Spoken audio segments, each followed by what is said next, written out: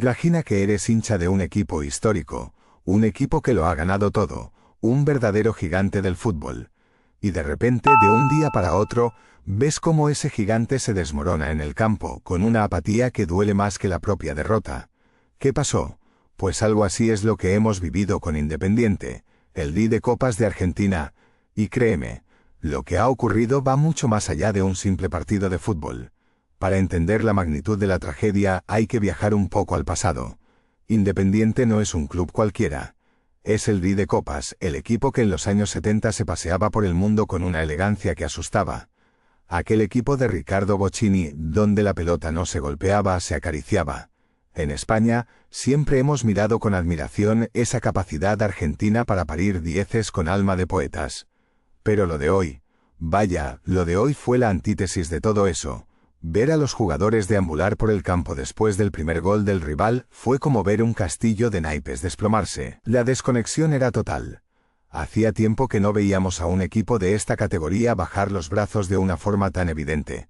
No es solo que te ganen, es que te dejes ganar, y ahí es donde entra el concepto de insulto a la historia.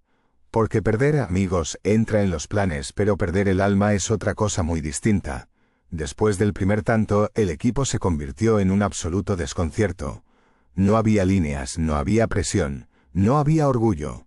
El rival, sin ser una máquina, hizo lo que quiso. Jugaron a placer, encontrando huecos donde debería haber habido muros infranqueables. La sensación era la de un grupo de desconocidos que se habían visto 5 minutos antes en el vestuario. Muchos aficionados, y nosotros también, apuntamos directamente a la falta de alma. Es una palabra fuerte, ¿verdad? Pero en el fútbol, cuando la táctica falla, lo único que te queda es el riñón, el esfuerzo, esa sangre que los hinchas reclaman a gritos. Cuando un jugador no llega a un cruce por desidia, o el centro del campo es una autopista sin peaje, entiendes que el problema no es solo del dibujo del entrenador, sino de algo mucho más profundo. Es algo que afecta a la médula de la institución. La conclusión que sacamos de todo esto, y es algo que también vemos mucho en nuestra liga con equipos históricos como el Valencia o el Sevilla, es que estas derrotas no son accidentes, son síntomas. Cuando se habla de un cambio de conducción, desde el DT hasta los dirigentes, no se está exagerando. Es el grito de quien ve que el barco se hunde y los capitanes están discutiendo sobre el color de las servilletas. La gestión de un club de fútbol hoy en día es una locura, lo sabemos. Entre el marketing, el big data y las presiones financieras, parece que el césped queda en un segundo plano. Pero al final del día, lo que importa es que la pelota entre y que el que la lleva sienta que representa a millones. Del caso de Independiente, la sombra de dirigentes que llevan décadas chorreando, como dicen allí con una claridad meridiana, pesa más que los trofeos de las vitrinas. Es una crisis de identidad en toda regla. Ojo con esto. Culpar siempre al técnico es el deporte nacional, tanto en Argentina como en España. Pero es cierto que cuando un equipo no es homogéneo, cuando parece que cada uno hace la guerra por su cuenta, la mirada se dirige inevitablemente al banquillo. ¿Ha sabido el entrenador transmitir lo que significa esa camiseta? ¿O se ha perdido en pizarras que los jugadores no entienden o, peor aún, no quieren entender? Se habla mucho de la cama al entrenador. Es un término muy futbolero para referirse a cuando los jugadores, de forma consciente o inconsciente, dejan de esforzarse para forzar la salida del jefe. No tenemos pruebas, pero tampoco dudas de que cuando un equipo se desmorona de esta forma tras un solo gol, hay algo roto en la relación vestuario-cuerpo técnico. Es como un matrimonio que ya no se habla y solo espera a que uno de los dos haga las maletas. Ya que estamos en un canal de divulgación, no puedo evitar meter un poco de mi vena tecnológica aquí. Hoy en día todos los clubes usan herramientas de análisis de rendimiento. Tenemos mapas de calor, métricas de goles esperados, estadísticas de pases progresivos. Pero, ¿sabéis qué?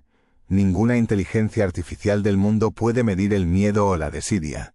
Podemos programar un algoritmo que nos diga que el lateral derecho falla el 40% de sus cierres, pero no hay línea de código que te explique por qué un equipo entero decide rendirse en el minuto 20. Para que nos entendamos, la tecnología es una herramienta brutal para optimizar. Pero si la base humana está podrida, el software solo te va a confirmar que te vas al hoyo de forma muy eficiente. La verdad es que el uso de datos en el fútbol argentino todavía tiene un camino largo por recorrer comparado con las estructuras de la Premier o incluso de nuestra liga. Aquí, equipos como el Sevilla en sus años dorados o el propio Real Madrid han integrado el análisis de datos para fichar no solo talento, sino resiliencia. En Independiente parece que los fichajes se hacen más por urgencia o por compromisos que por un plan estructurado. Y así es muy difícil construir algo sólido. A los que seguimos el fútbol desde España, esto nos suena peligrosamente familiar.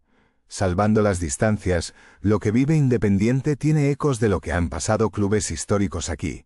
Pensemos en el Atlético de Madrid antes de la llegada del Cholo Simeone.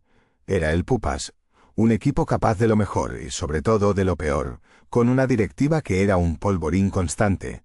O el Valencia actual, donde la desconexión entre la propiedad y la grada es tan abismal que el equipo parece un alma en pena. La diferencia es que en Argentina el fútbol se vive con una visceralidad que a veces asusta. Los comentarios que leemos en redes pidiendo que los agarren los monos a la salida son un reflejo de una sociedad que canaliza demasiadas frustraciones a través de la pelota. Es peligroso, sí, pero también nos habla de la magnitud del desastre. No es solo un partido perdido, es un pedazo de identidad que se arrastra por el barro. Independiente tiene 7 Copas Libertadores, 7. Es algo que clubes como el Manchester City o el PSG, con todo su dinero de petróleo, tardarán décadas en conseguir. Esa historia debería ser un escudo, un refugio. Pero hoy es una losa.